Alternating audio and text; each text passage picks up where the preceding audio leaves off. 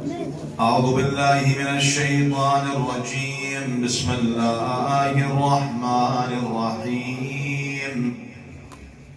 والحمد لله رب العالمين، والصلاة والسلام على حبيب إله العالمين المصطفى الأمجدي أبي القاسم محمد.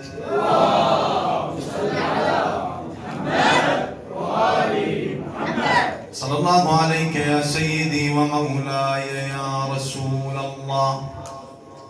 صلى الله عليك يا مولاي وابن مولاي يا أبا عبد الله، يا رحمة الله الواسعة ويا باب نجاة الأمة. ما خاب من تمسك بكم سادتي وأمن ونجا من لجأ إلى حصنكم. يا ليتنا كنا معكم فنفوز فوزا عظيما. ورد عن الإمام موسى بن جعفر عليه السلام إنه قال: ليس منا من لم يحاسب نفسه كل يوم، إن وجدها على خير شكر الله واستزاد منه، وإن وجدها على شر أو على ذنب استغفر الله وتاب منه. أقر وفاءكم ومجلسنا بذكر الصلاة على محمد وآل محمد. اللهم صل على محمد وآل محمد. ما هو الشيء الذي يجعل الإنسان مهما عند الله تبارك وتعالى ويجعل له مقاما؟ طبعا الحديث الذي ذكرته من الأحاديث المشهورة عن الإمام موسى بن جعفر عليه السلام ينقل بعدة طرق، والإمام تحدث به لأحد أصحابه. الشاهد: ما الذي يجعل الإنسان مقرب من الله تبارك وتعالى؟ اليوم يجي واحد ملابسه مرتبة، أرقى أنواع الملابس، وعنده أموال، أحدث سيارة، لكن بالمقابل لا توجد رذيلة إلا وطبقها في حياته وجاء بها في حياته.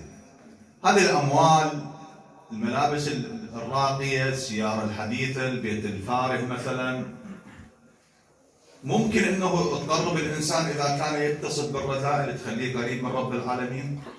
شو تقولون؟ يوم ابن آدم يقدر بسيارته يوصل لرب العالمين يتقرب إلى الله؟ ما يقدر، ما تسوى شيء هاي عند رب العالمين. واحد عنده نسب مثلا، عنده عشيرة كبيرة، بعشيرته يقدر يتقرب من الله؟ ما يقدر. أولاده ما يقدر. فشنو اللي يقربه من رب العالمين؟ اللي يقرب الإنسان من الله تبارك وتعالى لا الجسد ولا المال ولا الأولاد ولا العشيرة ولا الزوجة. ما يقرب الإنسان من الله هو العمل الصالح. العمل الصالح.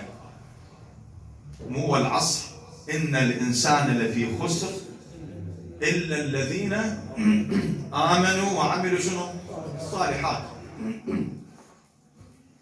العمل الصالح هو اللي يخلي الإنسان الفائز، يخلي فائز في هذه الدنيا، فائز في يوم القيامة، يقربه من الله، يتخلص من الخسارة.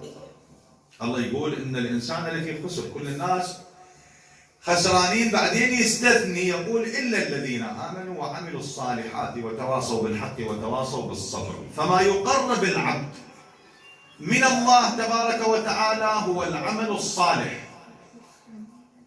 متى ما عمل الإنسان عملا صالحا واقعا سيتقرب من الله تبارك وتعالى.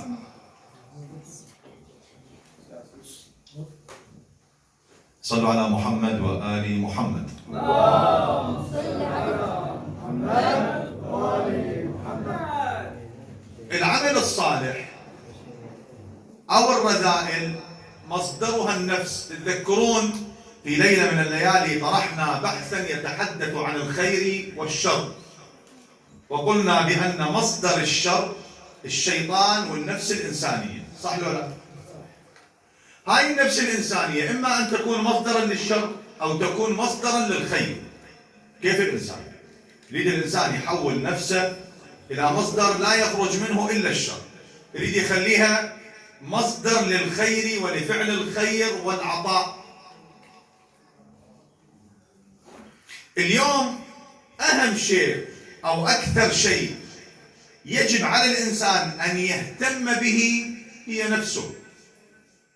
انتم شايفين مرات من نطلع نلتقي بعض الناس لما نجي مثلا للمجلس، واحدنا يرتب يوقف قبال المراية، يعدل هندامه، عباته، جاكيته مثلا، شكله يمشط، يسوي، يخلي عطر، اهتم بالجسد.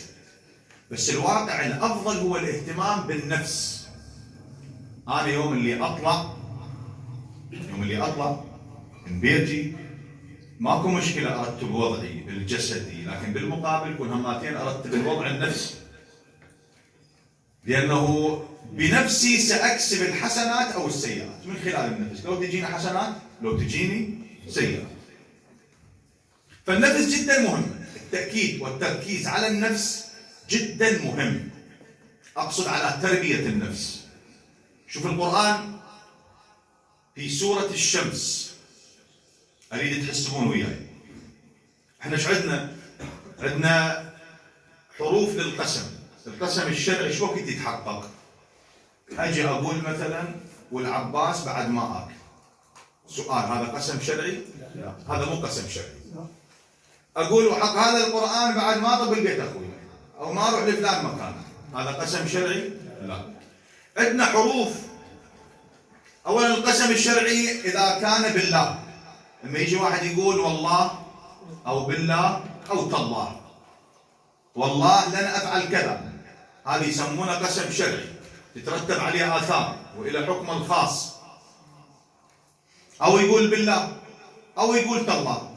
فعندنا 3 حروف للقسم، الواو والباء والتاء. زين، شوفوا رب العالمين في سورة الشمس يقسم لأكثر من مرة. اللي يقسم منه هو الله جل جلاله. شلون قسم رب العالمين؟ احسبوا وياي. والشمس وضحاها والقمر إذا والسماء وما والنهار وما، إذا قرأت السورة صحيح، والليل إذا والأرض وما ونفس وما. كم قسم صار؟ 9. احسبوهن 9 8. بعدين شو يقول؟ ونفس وما سواها قد أفلح من زكاها. كل هذه الأقسام الله قسم بالشمس، قسم بضحى الشمس. هسه هذا ظاهرا احنا عندنا هاي الشمس، بس بعد ما ندري باطن القرآن شنو قوله شنو كلامه، هذا بحث آخر. والقمر إذا تلاها قسم بالقمر. زين، والسماء وما بناها قسم بالسماء واللي بنى السماء. زين، قسم بالأرض واللي دحى الأرض. بعدين قسم بالنفس وما سواها، من اللي خلقها. يريد يوصلنا إلى نتيجة قد أفلح من زكاها. هاي التزكية شنو معناها؟ معناها التربية. بعد التزكية ماذا يقول؟ وقد خاب من دساها. اللي يزكي النفس، يربي النفس، يؤدب النفس، هذا مفلح فائز.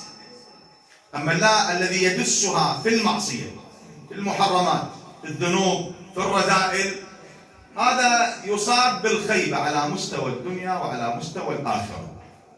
إذن الله تبارك وتعالى كذلك في محكم كتابه يؤكد على تربية النفس، على تهذيب النفس. يوم اللي نجي للقرآن الكريم نشوف أنه رب العالمين ذكر النفس ومشتقاتها في أكثر من 260 موضع. راجعوا. لقوة تأثير النفس، ولأن النفس هي التي تحدد المصير، تحدد مصير الإنسان. زين، مقامات النفس شنو هي؟ النفس لها مراتب. النفس لها مراتب. أنا نفسي تختلف عن نفسك، نفسك تختلف عن ذاك، نفس المعصوم تختلف عن غيره. خليكم وياي. مرة تكون النفس أمارة بالسوء، تؤمر صاحبها بالسوء. إن النفس لأمارة بالسوء إلا ما رحم ربي. هاي تقول لصاحبها شكو سوء يجي ببالك الآن. اكو بعض النفوس تأمر أصحابها بفعل ذلك السوء. تأخذ غيبة، نميمة، حسد، بهتان، كذب، عمل حرام إلى آخره. فمرة تكون أمارة، ومرة شو تكون لوامة. لا أقسم بيوم القيامة ولا أقسم بالنفس اللوامة. هذه اللوامة شنو؟ هذه تلوم صاحبها إذا أراد أن يفعل شر، إذا أراد أن يذنب أو أذنب تلومه بالمقابل، لما صنعت كذا. مرات مصطلح يسمونه تأنيب الضمير. هي النفس، نفس اللوامة تلوم صاحبها بغض النظر عن المصطلحات. ليش سويت؟ ليش أخذت غيبة؟ ليش سويت فلان عمل؟ أو يقصر في عمل معين، قصر بصلاة، قصر بدعاء مثلا، راح تلومه بالمقابل، ليش قصرت بهذا الموضوع؟ فدائما تلوم صاحبها. ومرة لا، النفس شو تكون راضية مرضية أو مطمئنة. هسه اختلاف بين الحكماء، قسم من قال إنه المطمئنة مقام، والراضية مقام، والمرضية مقام، لكن المشهور هن ثلاثة: أمارة، لوامة، مطمئنة. يا أيتها النفس المطمئنة ارجعي إلى ربك راضية مرضية. إذن 3 مراتب للنفس. الأمارة قلنا بأنها تأمر صاحبها بالسوء. اللوامة تلومه إذا قصر بعمل الخير أو إذا أذنب. هنا حتى الإنسان أنه يرتقي بالنفس، يرتقي بمقامها من الأمارة إلى اللوامة مثلا، أو أعلى منها درجة. ماذا يصنع؟ عليه بالمحاسبة. شلون يعني المحاسبة؟ خليني أسألكم سؤال. اليوم أي تاجر مثلا عنده عمل تجاري، هذا من يشوف البضاعة تكدست عليه، ربح ماكو، البضاعة جيد لكن ربح ماكو، هاي كومة عليه والله لا أحد يشتريها، لا أحد يقلبها. يجي شو يسوي؟ يراجع حساباته، وين الخلل؟ أخاف بالبضاعة، أخاف بالسعر مثلا، أخاف احنا نبيع غالي بالسوق، أخاف اكو أحد غيرنا يجيب أفضل من هاي البضاعة. فيبدأ يبحث عن الأخطاء اللي موجودة في سبيل أن يصلح تجارته حتى أموره تمشي. صح لو لا؟ الإنسان لابد له أن يحاسب نفسه كما يحاسب الشريك شريكه. لازم يحاسب نفسه. هاي طريقة المحاسبة شلون تصير؟ اليوم ما حد راح يحاسب نفسه بأي طريقة، بأي وسيلة. اكو خطوات يخلونها الحكماء، طبعا مأخوذة من روايات أهل البيت صلوات الله وسلامه عليهم أجمعين. يراد لنا فرد مثال قبل أن نحكي به. أنت عندك شريك، اثنينكم تعملون بمكان واحد.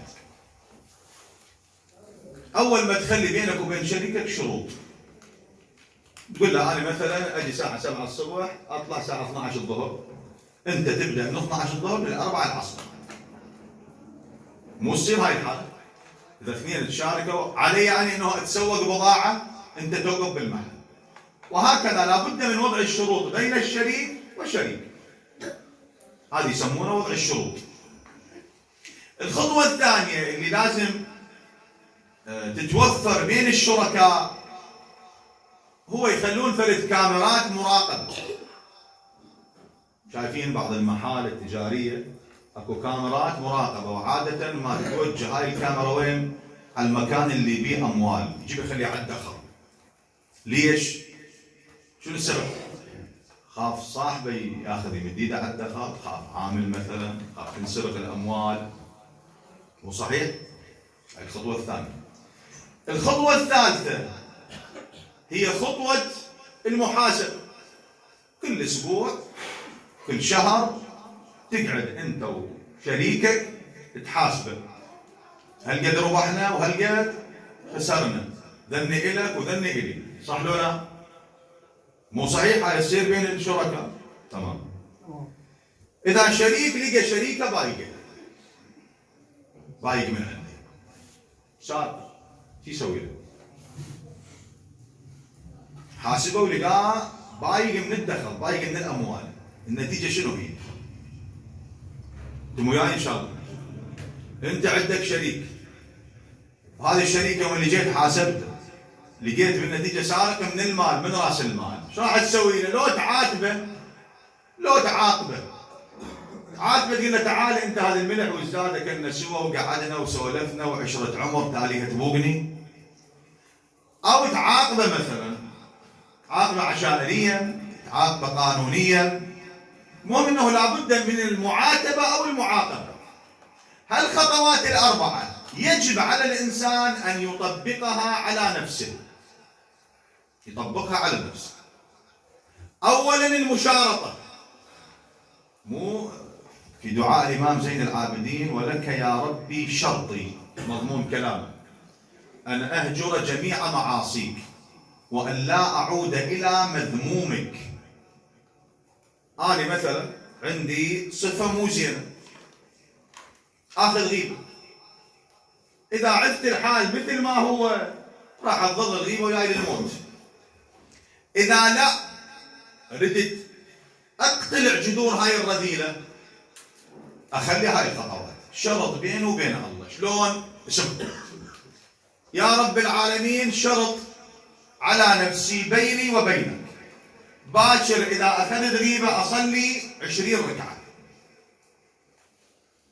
هالطريقه. هاي الغيبه كمثال، ولا امثله هواي. نظره حرام مثلا، يا رب العالمين شرط بيني وبينك اذا نظرت نظره حرام راح امتنع عن شرب الماء البارد مثلا 3 ايام بالصيف مثلا. تمام؟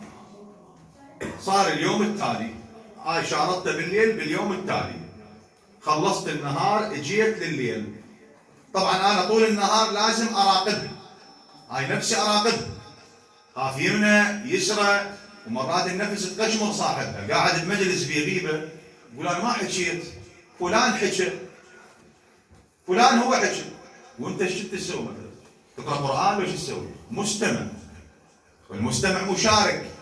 او واحد يقول ها انا ما باوعت نظره حرام ولا شفت، والواقع انه ممكن النفس تقشمره، مكان ما يباوع بشكل مباشر يباوع صفح. ان الله يعلم خائنة الأعين وما تخفي الصدور. هاي خائنة الأعين يعني واحد يباوع صفح كأنه يسوي نفسه ما يباوع، فلازم يراقبها من الصبح لليل حتى خافت خدعة، مثل ما يراقب فلوسه، يراقب تجارته، يراقب عمله، يراقبها من الصبح لليل. اجى الليل يجي يقعد هنا يحاسبها، يقول لها تعالي انت اخذت غيبه اليوم لو ما اخذت غيبه؟ يبدي من الساعه اللي طلع بيها الى ان رجع للبيت. اذا ما ماخذ غيبه يشكر الله ويقول يا رب زدني. اما اذا اخذت غيبه شو يسوي؟ احنا مو عندنا شرط بالبدايه؟ شو يسوي هنا؟ يطبق الشرط، يبدا من اليوم اللي بعده يصلي 20 ركعه، يمتنع عن شرب الماء، وهكذا. يعني العقوبات اللي ما تستقبلها النفس، صلاه مثلا، قراءه قران، غيرها، يمنع نفسه من اكله معينه، بس مو يضرب نفسه فرد نوب. يعني في يوم واحد قال انا سويت ذنب يصير اشوه نفسي، قلت لا ما كلها تشوه نفسك، استغفر وتوب لرب العالمين وعاهد الله انه ما ترجع لهذا الذنب. فبهاي الخطوات الاربعه، مشارطه، مراقبه، محاسبة، معاتبة أو معاقبة، تسمى محاسبة النفس. الإمام موسى بن جعفر عليه السلام شو يقول؟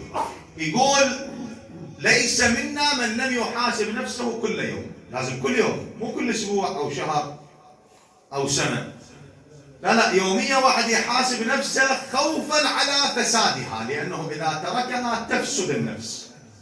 يوم اللي واحد يترك نفسه براحتها راح تفسد هاي النفس. مثل التجارة لازم واحد كل يوم يرتب وضع تجارته، إذا تركها تبور تنتهي هاي التجارة. هسه واحد يسأل سؤال يقول شنو فائدة المحاسبة؟ يعني اليوم إذا واحد حاسب نفسه شنو الفائدة؟ أمير المؤمنين علي بن أبي طالب عليه السلام ذكره صلوا على محمد وآل محمد. اللهم صل على محمد وآل محمد. شنو يقول بخصوص ثمرة المحاسبة؟ ثمرتها يقول ثمرة المحاسبة صلاح النفس. احنا ايش قلنا بالقرآن؟ أفلح من زكاها. صلاح النفس يعني تزكيتها. اللي حاسب نفسه راح يؤدي أو تؤدي هذه المحاسبة إلى الصلاح. زين. بعد يقول من حاسب نفسه سعد، يصير سعيد. ليش يصير سعيد؟ شوفوا أجمل لحظات يمر بها الإنسان من ينتهي اليوم وتالي الليل يقعد ويا نفسه ويشوف نفسه ولا ذنب عنده. أجمل اللحظات يحس بهذا الشعور انه خلصنا يوم كامل وهو ما عنده ولا ذنب، ما عنده لا غيبه لا نميمه لا حسد لا بهتان لا نظره حرام لا كذب لا خيانه للامانه لا تجاوز على حقوق الاخرين. راح يعيش حاله من السعاده لا مثيل لها على الاطلاق، يكون في قمه السعاده. بعد امير المؤمنين يقول من حاسب نفسه ربح، ومن غفل عنها خسر، ومن خاف أمن. اللي حاسب نفسه هذا شنو؟ يربح. شو يربح؟ يربح الفلاح، يربح بالدنيا ويربح بالآخرة، إنه راح يكون على الصراط المستقيم الذي أراده الله تبارك وتعالى. يوم اللي نجي مثلا إلى علمائنا، علماؤنا لهم مواقف في مسألة محاسبة النفس واقعا جدا عجيبة، جدا عجيبة. حتى في مسألة المباح، احنا وين كان كلامنا؟ كلامنا محاسبة النفس تجي بالحرام. إذا واحد سوى حرام لازم يحاسب نفسه. لكن يوم اللي نجي للعلماء، شوف علماءنا يحاسب نفسه إذا تجاوز الحد في المباح، يحاسب نفسه إذا عمل مكروها بغض النظر عن الحرام. يعني إذا أكلة مثلا معينة، أكلة معينة بالكم يمي، إذا تجاوز الحد بها ودائما يحبها ودائما يريد ياكلها، يحاسب نفسه. يحاسب نفسه. مما ينقل مثلا سماحة السيد السيستاني دام ظله الوارث الله يطول العمر المبارك، يقولون لما كان مسافر للعلاج ورجع دخل أحد بيوت الوكلاء فجاب له أكلة، هذه ما أدري قارينها أنتم أو لا. الأكلة هذه شنو؟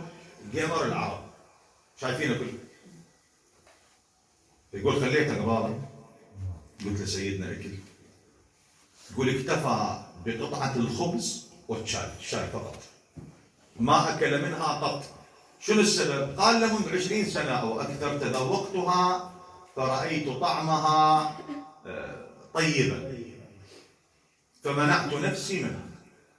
اكتفى بهذا المقدار. هسه حلال لو ما أكل هو لو حرام؟ حلال. لكن حتى في مسألة المباح مهمات النفس إذا تطيح شو تريد تاكل تاكل تاكل تاكل، بنتيجة تاكلك أنت وما تدري، تاكل حسناتك كلها وما تدري، فلازم تقطع عنها الطريق.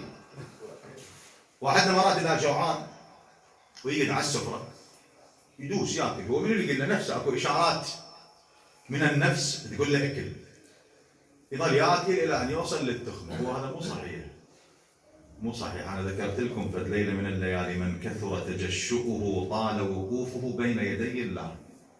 هو الأكل حلال ما بيه مشكلة، بس لا تبطن نفسك زايد. شوف مرات هسه اشارات الشبع شنو هي؟ دققوا وياي. مره اكو عصب بالمعده، هذا مو موضوعي، خارج موضوعي، بس حتى واحد لا يضخم نفسه. اكو اشارات عصبيه بالمعده، من تمتلئ المعده الاعصاب اللي موجوده تنطي اشاره للدماغ خلاص ستوب بعد ما تقبل الاكل. واكو اشارات بالامعاء. اذا ملاحظين تاكل لك لقمتين ثلاثه وجاك موبايل اتصال ورفعت الموبايل خابر وظليت تحكي 10 دقائق، بعد لك نفس تاكل؟ لا. ليش؟ لان الاكل نزل للامعاء والامعاء انطت اشاره للدماغ انه خلص بعد ما اريد اكل، احنا شبعنا. شاهد الكلام، فواحد لما ياكل لا يضخم نفسه زايد، هو صح مباح لكن به تاثيرات، تاثيرات جسديه وتاثيرات نفسيه وتاثيرات على العباده. وهنا معناها يعطي لنفسه ما تريد. فالسيد سماحه السيد امتنع من هذه الاكل. اكو عندنا رجل اخر اسمه الشيخ البهائي، ينقلون عنه. الشيخ البهائي يقولون فد يوم من الايام قدموا له فرد اكله وهو اشترى هاي الاكله اللي هي اكله الكباب. رمضان شو الواحد يقدر يسولف براحته. احنا بمحرم هاي السوالف ما نقدر نجيبها. مقيدين بالحسين بالشهداء. فجابوا له اكله الكباب، اكلها شافها طيبه، شو تقول الكباب طيب لو لا؟ اذا كان الطعم خاص. شافها طيبه. شاف نفسه تريد. قال عهد بعد ما اكل هاي الاكل. مر اليوم الاول والثاني والثالث والرابع الى 30 سنه ما اكل. فاليوم قال مو كافي، هسه انا خلصت كل هاي الفتره مانع روحي من هاي الاكله، خليها اروح اكل لي فتره شويه من هذا الاكل الطيب. اجى متوجه للقصاب يقول صفن على روحه، قال هسه انا 30 سنه مانع نفسي واجي انا مو قطعه لحم اخرب الموضوع كله. مو سامعين عندنا مثل يقول اصوم اصوم وافطر على شنو؟ زوريه. يقول يعني تمشي صغيره.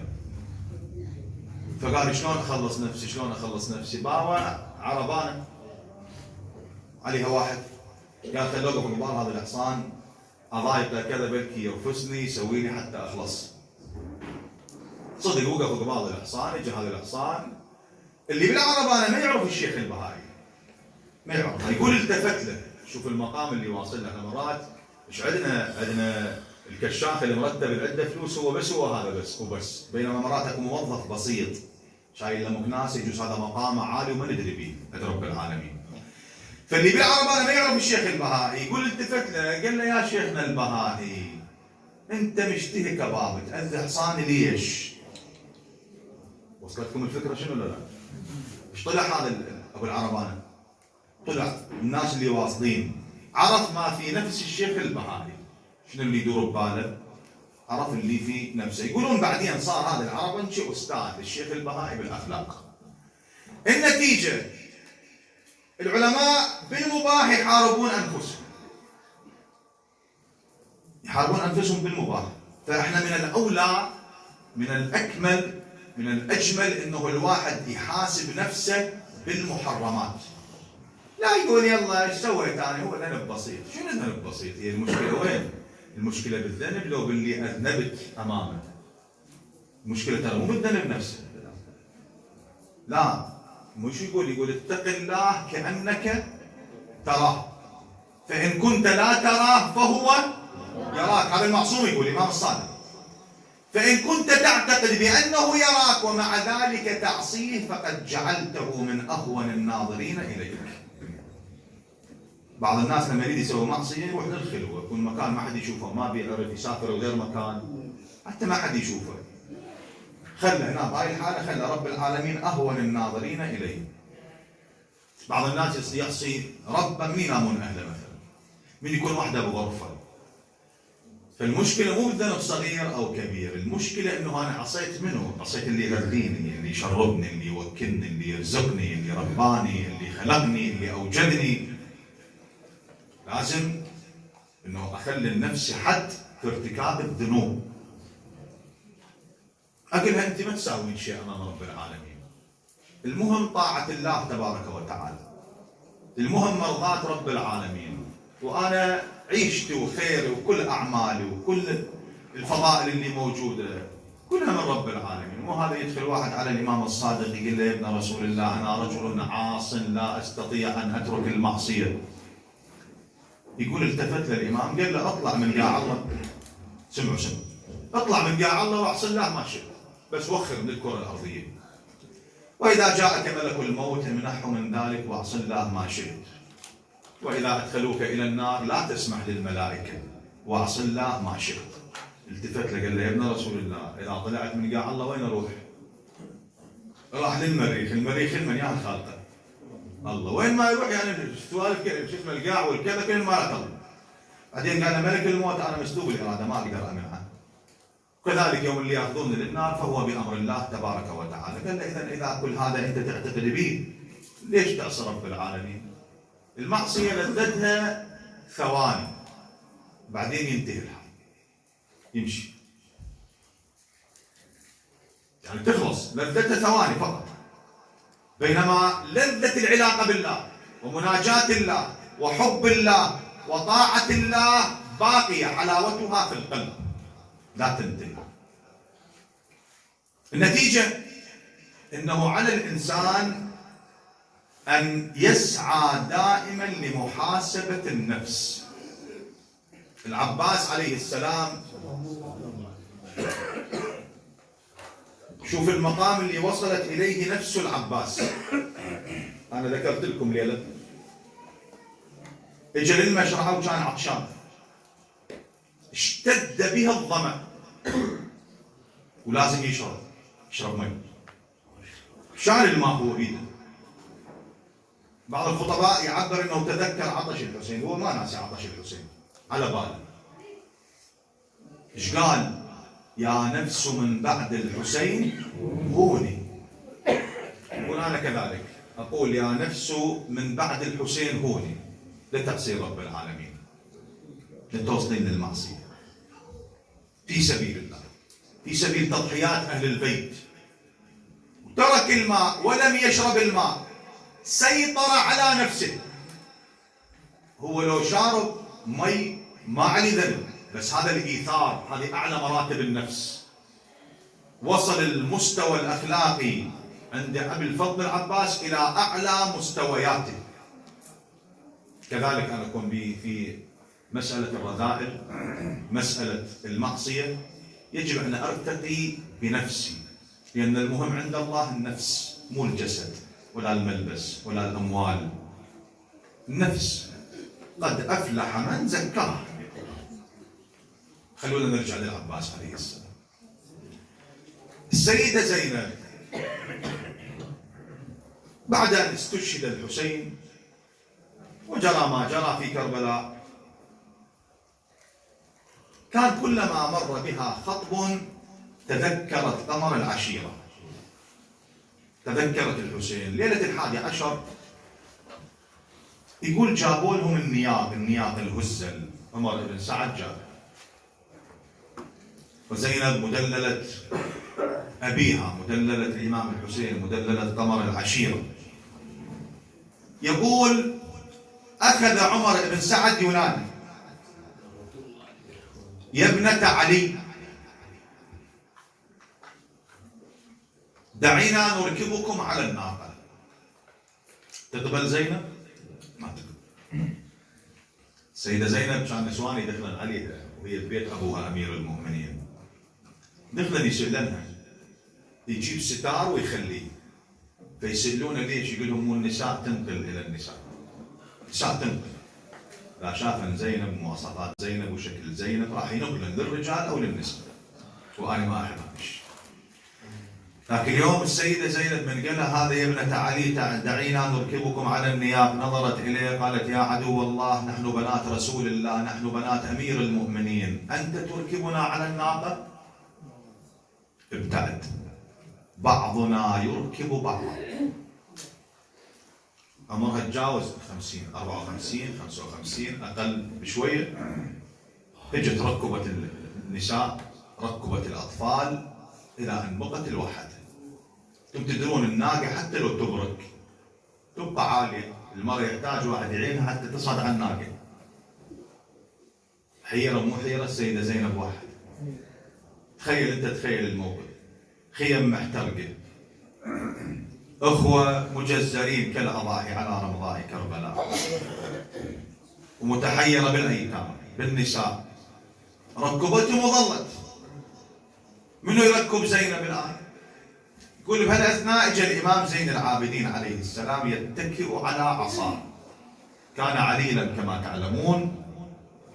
قال عم دعيني اركبك على الناقه. قالت يا ابن اخي خلي اركبك. قال لا يا عم، اركبي واتركيني مع هؤلاء الرجال. الروايه تقول الامام زين العابدين راد يعين عمته، حنى قليلا لشده مرضه وقع على الارض. هنا اشتدت حيرة زينب، راد يساعدها، ما قدر. أخذت زينب عليها السلايا تلتفت يمينا شمالا، أين الحسين؟ أين قمر العشيرة؟ تقول أنا بقيت محيرة واصفق باليدي، أنا بقيت محيرة واصفق باليدي، لا عباس يبرالي ولا حسين، والله يضربون من بجوت دمع العين. صعدت بصورة وأخرى على الناقة، تذكرت إخوتها، تذكرت الإمام الحسين، قل يا حسين أنا مشيت درب ما مشيت، خويا ما مشيت وشتالك يا خويا رافقيت. امشي ويا شتالك ابو علي، قل من جنة الوالي، خويا من جنة الوالي نخيت والله شتم والدي وانكر وصيته. يقول التفتت للإمام زين العابدين يا ابن أخي مروا بنا على الأجساد، أريد أودع أخوتي. يقول جاءوا بها على جسد الحسين، أرادت تنزل، التفت لها الإمام زين العابدين قال عم لا تنزلي، لا تزيديني كرما فوق كربي، ودعيهم من على ظهر النياق. فوعد الأخوها الحسين تقول له يا حسين لا تقول ما عندك مروة، خويا مروة، ولا تقول ضيعت الأخوة. أنا رايحة يا حسين قوة. بعد سيدتي ماذا تريدين؟ قالت يا ابن أخي مروا بي على جسد ابن والدي. قلنا مر بي عباس أخي، مر بي عادل ضعن، مر بي أنا مالي نفس أمشي وأخلي. اجت للعزيز الغالي، اجت للكفيل، نظرت إليه، قلنا يا عباس بنت اللي جبتني من المدينة وطلعتني، تقعد يا اخويا وشوف مدني ترى سياق زجر ولمتني، خويا يسير خذانا ولا شفتني. بيت الدعاء، السيدة زينب تنظر إلى أخيها مرميا على رمضاء كربلاء، مقطع الأوصال جثة بلا رماياس. مع ذلك هذه الأبيات تقول عباس يا عيوني ترضى يذلوني، ويا ولي الشام يسبوني، ولي زيد يهدوني، مشت زينب تقول وانا اصيح وانا اصيح وحقك ما شفت راحل، وانا اصيح وانا اصيح خويا الشمر بالصوت يضربني، وانا اصيح وانا اصيح لو ان حاضر لو ان عباس يبراني يبراني، وانا اصيح والله ما واحد قبو يتسر علي، يا ما واحد قبو يتسايا يا علي.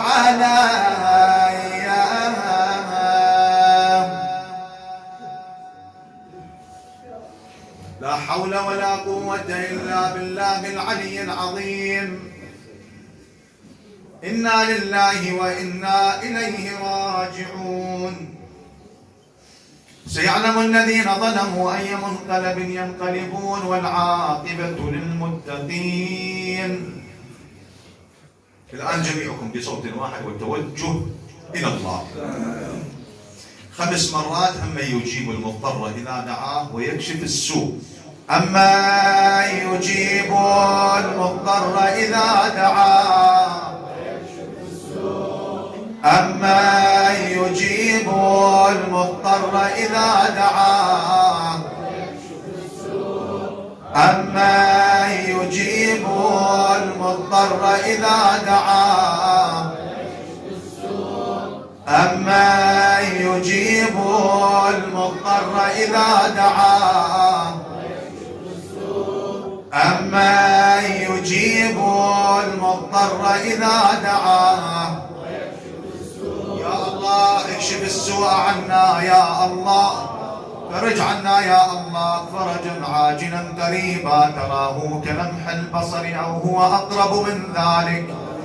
اللهم عجل ظهور إمامنا صاحب العصر والزمان.